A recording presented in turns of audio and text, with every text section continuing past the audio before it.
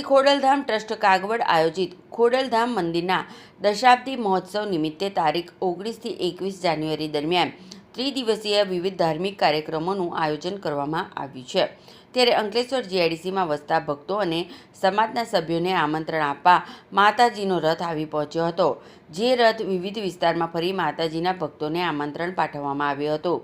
આ પ્રસંગે ટ્રસ્ટી ભરત પટેલ, હેમંત સેલડિયા, પંકજ ભુવા, મનસુખ રાદરિયા, જિલ્લા કન્વીનર જયશીલ પટેલ, તાલુકા કન્વીનર વિપુલ વેકરિયા સહિતના આગેવાનો અને સમાજના સભ્યો જોડાયા હતા।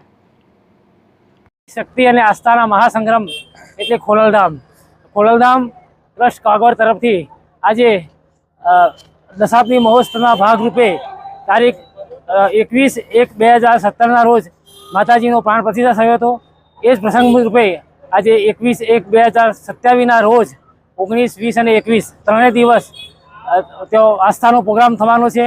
એ ભાગરૂપે માતાજી ખુદ સામે ચાલીને આપણા ત્યાં અંકલેશ્વરમાં પધારે છે આમંત્રણ આપવા માટે।